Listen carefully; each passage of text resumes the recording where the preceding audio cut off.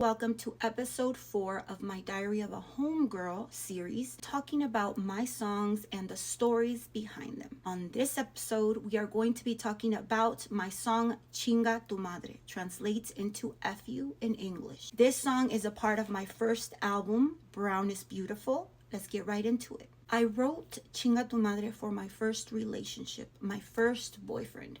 Back in the day in Mexico, he was from my same hometown. I must have been around 13 years old when I met him, and I fell in love. He was a couple of years older than me, 17 when I was 13. In my hometown, there wasn't a lot of gangster guys. It was rare to see. The only times you saw gangster guys was around December, the month that a lot of the people from the States used to go to Mexico for the holidays, and that's when you would see gangster guys, bald, baggy clothes and everything. Well, he was one of the few that lived there. They didn't come to the States that dressed like that. So to me, that was like my thing. My relationship with him was really not a relationship, but it was a relationship, an undercover relationship, because my parents didn't allow me to have a boyfriend. So every time that I would see him or talk to him, it had to be in hidden. It had to be based on lies. I'm going over here and I wasn't. So it was a hot mess. I want to take this little part of the video to also let you parents that are watching this know that it is true what they say. When you are super strict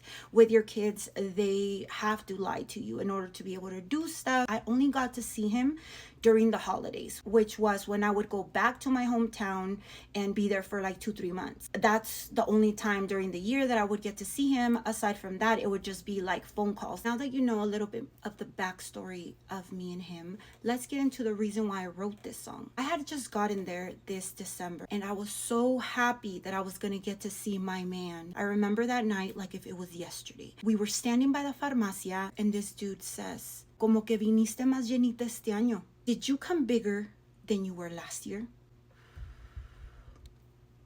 When I tell you, I was like, no, he did not. But I kept it together, you guys. Honestly, I don't think I answered anything when he said that, but did it hurt like someone had just like stabbed me in the heart? Yes, it did. My feelings for him definitely changed that night, started turning into hate. You know what I mean? Like after that night, after hearing that, como que sí le agarré coraje. Like I do think that I did get anger towards him. The audacity, you guys. So I came back to the States. Mind you, this is already when I'm like 16 years old. So we have been talking since I was 13 at that point. So when I came back that time, it was different. I didn't feel the same that I felt for him. I had lost that respect that I had for him before he said that dumbass shit. And so I began talking to other people.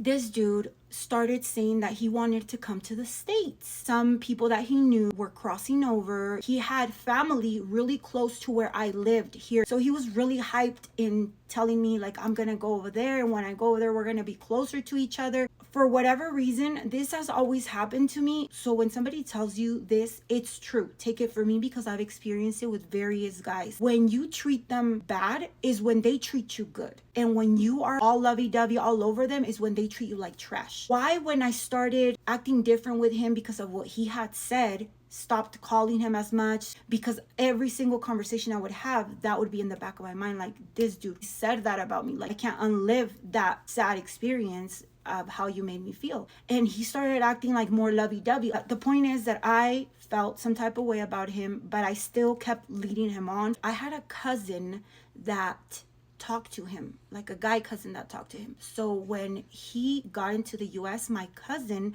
told me, guess who's here? I was like, who? And then he told me, and I was just like in shock, because I don't think I knew exactly when and where he was gonna cross exactly.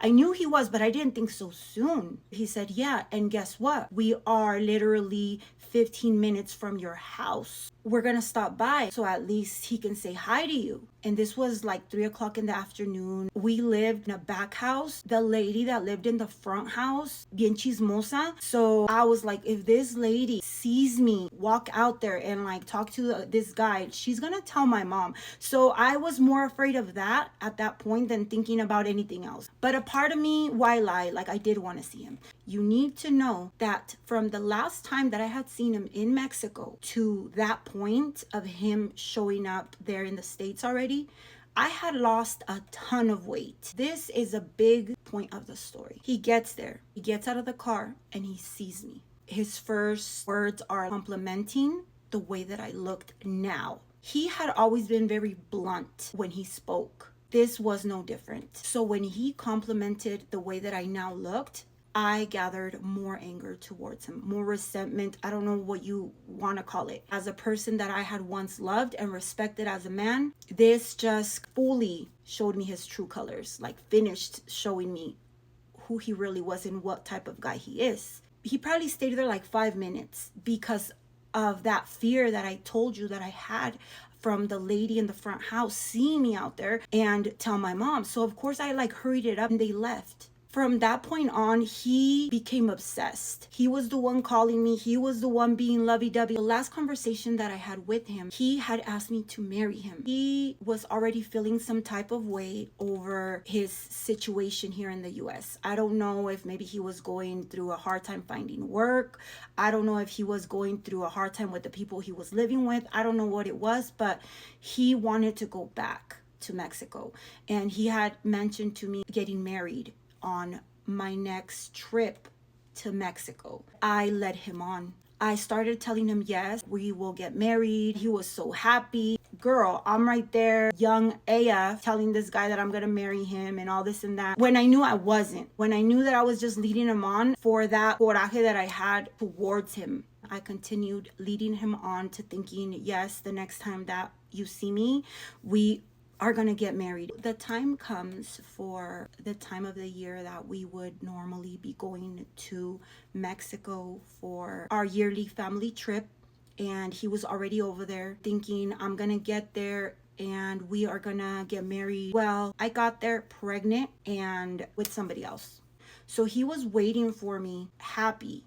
We're gonna get married. I had led him on this whole time, only for me to get there pregnant and already with plans on marrying somebody else. He was devastated, heartbroken, other things that I can't say on here. He was. Imagine you waiting for your significant other to get there after they've been in the US. This whole time they've been leading you on and made you feel like everything was okay between you guys and they couldn't wait to see you and this and that. They get there and they already have this whole life that does not include you. That is what I did.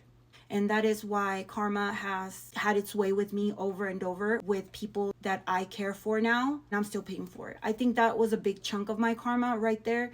Did he deserve it? I still do believe he did deserve it. After that, I never talked to him again. That was the end of it. So when I wrote Chinga Tu Madre, it was the anger that I had for everything that he had done to me. The things he would say when we would be talking that would just be out of pocket.